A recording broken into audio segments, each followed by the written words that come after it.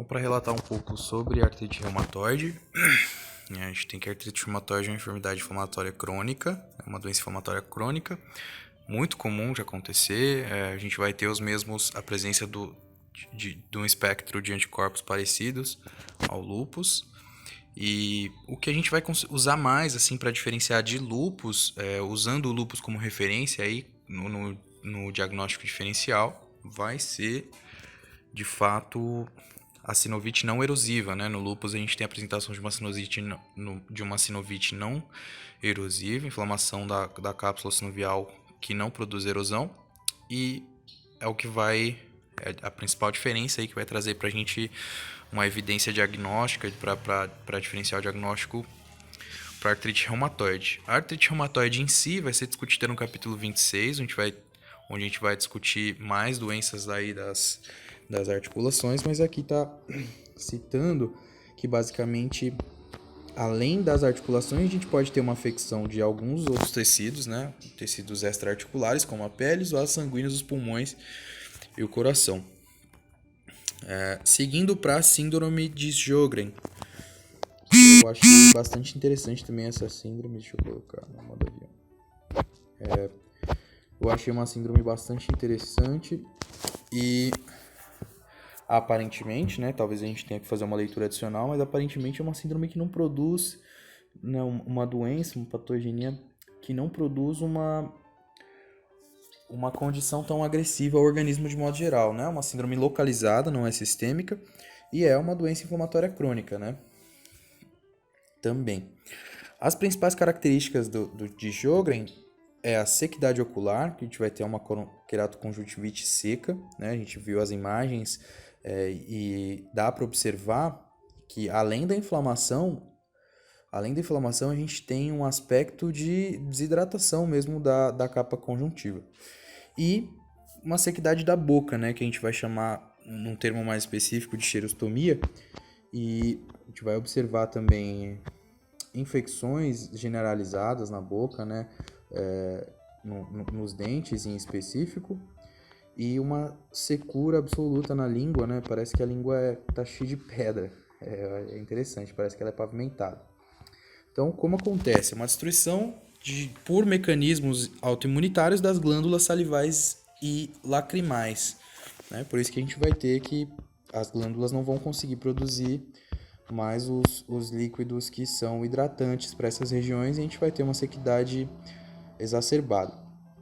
Então, a síndrome de Sjögren ela pode aparecer como transtorno isolado ou pode também aparecer associada a algumas outras doenças autoimunitárias, né? Que seria a nossa forma secundária. Mas a forma primária é conhecida como síndrome seco. É o transtorno isolado, de fato, de síndrome de Sjögren.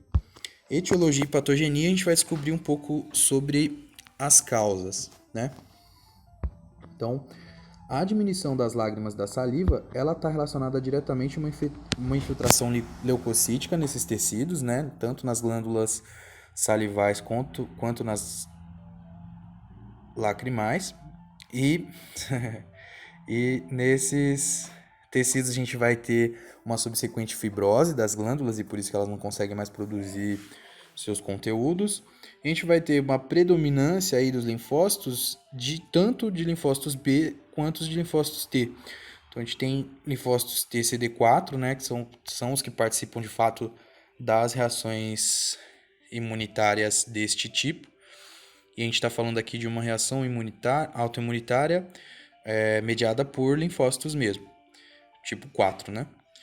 Então a gente vai ter os dois tipos de células, né? TCD4 positivos ativados e linfócitos B, além de células plasmáticas que são os linfócitos B ativados.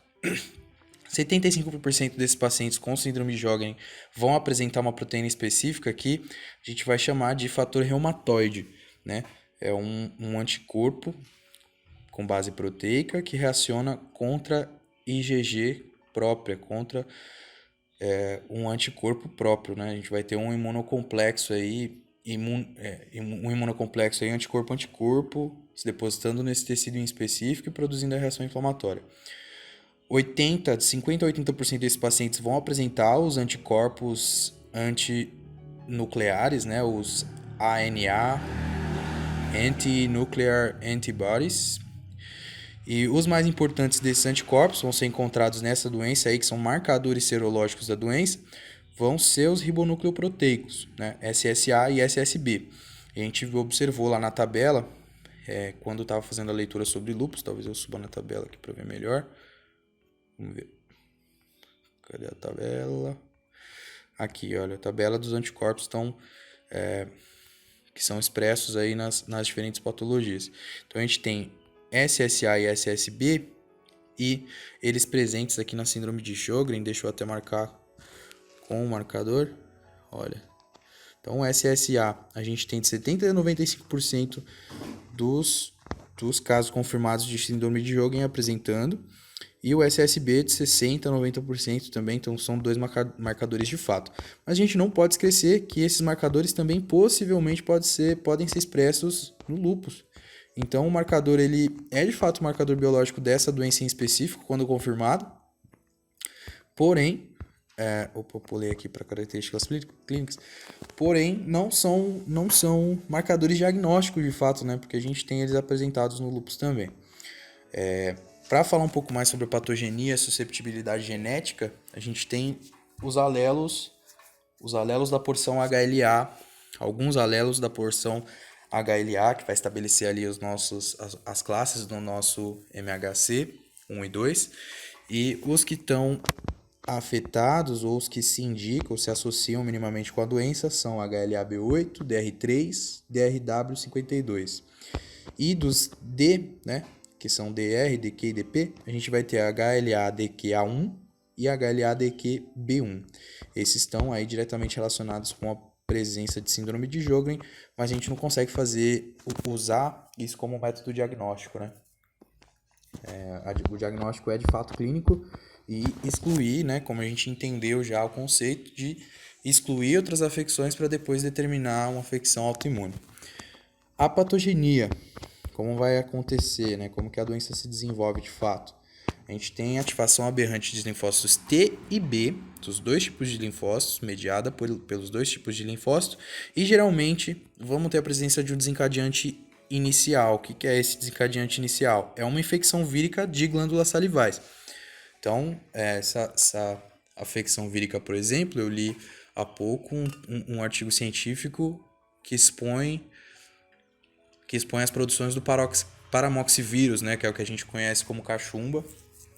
E esse vírus, além de uma possível afecção sistêmica, ele tem uma marcada afecção local nas glândulas salivais. Então pode ser, por exemplo, uma infecção prévia desse vírus, né, paramoxivírus. E a gente tem o paramoxivírus, por exemplo, produzindo morte celular e liberação de autoantígenos tisulares, né? A gente tem a destruição de células, liberação de autoantígenos, que aí os nossos linfócitos B e T vão agir que são autorreativos, né? Que escaparam à tolerância central e periférica daquele indivíduo que tem a susceptibilidade. Aí eles vão reagir frente a esses restinhos de célula que estão livres na circulação. A consequência dessa produção é inflamação, né, lesão celular e a produção de fibrose que neste último caso, né, em consequência final, vai levar à não produção dos líquidos, dos fluidos, que são os fluidos salivares e glandulares e lacrimais. Uma proteína que foi identificada aí como um candidato a ser de fato o autoantígeno é a fondrina alfa. Essa proteína faz parte do citoesqueleto dessas células nesses tecidos glandulares em específico, mas ainda se desconhece se de fato essa proteína tem mesmo essa propriedade. Então, para falar um pouco sobre os vírus que podem desencadear aí como estímulo inicial uma síndrome de Sjögren, a gente tem o livro trazendo os principais responsáveis por doenças inflamatórias crônicas virais desses tecidos, que vão ser Epstein-Barr e hepatite C. O vírus da hepatite C e o vírus de Epstein-Barr, que também está relacionado ali em algum grau, em algum nível, com o lúpus eritematoso, como a gente leu na última discussão. E aí uma pequena proporção também da participação do retrovírus humano, vírus linfotrópico de linfócitos T humanos de tipo 1. E a gente vai entender um pouco melhor sobre essa enfermidade, mas vai ser um vírus que vai ter suas produções com algumas semelhanças aí reservadas em relação ao vírus do HIV. Bastante interessante aí que as produções o quadro clínico e os achados anatomopatológicos de síndrome de Sjögren vão ser muito parecidos com as produções deste retrovírus humano linfotrópico. A gente vai retomar aqui outra vez, os principais órgãos afetados são as glândulas salivais e lacrimais, né? E no início da afecção, dessa reação inflamatória, dessa reação autoimunitária, a gente vai ter infiltração linfocítica periductal e perivascular. Então é o início, de fato, da produção patogênica, né? Depois, um segundo achado, a gente vai ter que essa infiltração linfocítica vai se mostrar muito intensa, né? E as células epiteliais deste tecido vão começar a sofrer hiperplasia, né? O que de fato obstrui os condutos. Então, o primeiro estímulo que vai obstruir os condutos e vai trazer para a gente a síndrome clínica para o médico poder diagnosticar de fato é essa hiperplasia de células epiteliais. Numa fase mais tardia, a gente vai ter a produção de fibrose e alinização, né? E aí o parênquima como um todo, depois do processo fibrótico, é substituído por gordura. Então, vamos observar aqui no corte histológico, está marcado, o que eu marquei antes em vermelho aqui, que está um pouco maior. Então, aqui à esquerda, primeiro a gente já vê o duto, né? Aqui à esquerda a gente já vê o duto, então aqui é uma formação de gordura, isso aqui é um duto. Dá para observar que o duto está com a celularidade em volta do duto, né? A gente tem uma celularidade muito alta. E aqui onde eu marquei em vermelho é de fato a infiltração, né, leucocítica com linfócitos B e linfócitos T. E aqui embaixo, que eu marquei um pouco menor, é um duto compresso, né? É um duto que já está obstruído, é massiva mesmo a celularidade. A gente tem a produção de células grandes, talvez aqui. O livro não citou esse achado, mas é o que eu consigo ver aqui no corte histológico, que isso aqui possivelmente seja uma célula epitelial de Langerhans, aquela célula multinucleada que é formada em caso de inflamação crônica. Então, em pequeno aqui a gente vê o duto, né? O duto, muito interessante, o duto foi obstruído de fato. E aqui do lado esquerdo a gente vê uma senhora que é diagnosticada, né, com síndrome de Sjögren, e dá para observar aqui na face dela, do lado esquerdo da face, a glândula, não lembro o nome da glândula, mas são 3 glândulas salivais que a gente tem aqui nessa região, não lembro o nome dessa glândula em específico, mas ela tem de fato este tamanho em longitude, mas ela não tem essa hiperplasia, não é demarcada na face, né, só em questão de produção patológica. Então a gente tem 2 glândulas aqui demarcadas, mostrando aí a afecção da síndrome de Sjögren. E aí a gente tem que seguir também para compreender o conceito de que esses pacientes que têm síndrome de Sjögren apresentada, a gente está vendo uma produção de hiperplasia celular, é muito comum e corre um risco muito elevado da produção de linfoma de linfócito B, né, subsequente à patogenia anterior. Então, é necessário fazer a avaliação clínica e a avaliação laboratorial, etc., com essa consideração de que possivelmente a gente esteja tratando de um linfoma e não somente de um linfoma mesmo policlonal de linfócito B e não somente da inflamação crônica. Falando sobre as características clínicas, a gente entra, como a grande maioria das doenças imunitárias, eu ainda não entendo o conceito, mas vou entender, que a maioria das vezes estão afetando mulheres, né? Então a gente tem a esmagadora maioria delas afetando mulheres entre 50 e 60 anos de idade. E os sintomas que vão ser produzidos, que a gente vai poder identificar ali num aspecto clínico, num contexto clínico, vão ser a destruição inflamatória das glândulas exócrinas. Essas 2 glândulas que a gente está falando até agora, a lacrimal e a salivar. Os 2 achados, as 2 manifestações de fato clínicas vão ser queratoconjuntivite seca, onde a gente tem a produção de uma visão borrosa, o acúmulo de secreção no saco conjuntival e a obstrução de fato, né? E um achado de conjuntivite seca, que eu achei bastante interessante observar na foto. Xerostomia. A xerostomia vai trazer pra gente uma dificuldade dessa pessoa em tragar alimentos, né? Muito que provavelmente aí num contexto de digestão, a gente vai ter também alguma disfunção. Essa pessoa vai perder os sentidos do gosto, não vai conseguir sentir gostos muito bem e ela vai ter a mucosa oral seca e marcadamente seca. Os pacientes diagnosticados com síndrome de Sjögren, em 1/3 deles a gente tem alguns achados extraglandulares também, então tem que prestar atenção nesses achados para poder construir aí um cerco melhor e conseguir um círculo menor, um pouco menor, né, de diagnósticos diferenciais. Então, nesse terço de pacientes que vão ter achados extraglandulares, a gente vai ter sinovite, fibrose pulmonar difusa e neuropatia periférica. Num caso de sinovite, a gente já percebe aqui, e o livro cita em diversos momentos, que 60% dos pacientes com síndrome de Sjögren vão ter outro transtorno autoimunitário associado, né, acompanhante, que é o caso da artrite reumatoide.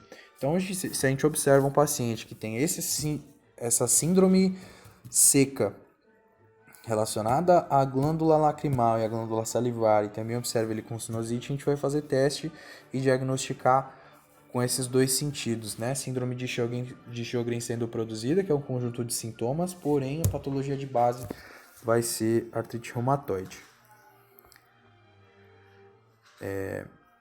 Diagnóstico da síndrome de Sjögren isolada, né, sem associação a outra enfermidade, vai ser a biópsia do lábio, né?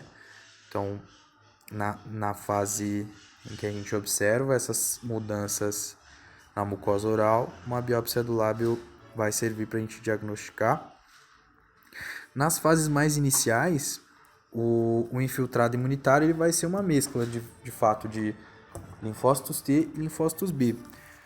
E aí, se a gente não tiver oposição, se não aconteceu nenhuma terapêutica nesse meio tempo, a gente vai ter uma tendência da formação de clones individuais dos linfócitos B, né, da população de linfócitos B, o que vai levar a gente ao linfoma da zona marginal, né, uma neoplasia maligna de linfócitos B, e usualmente aparece no contexto de inflamação linfocitária crônica, né, porque os linfócitos estão ali sofrendo ação de espécies reativas de oxigênio e outros estimulantes inflamatórios.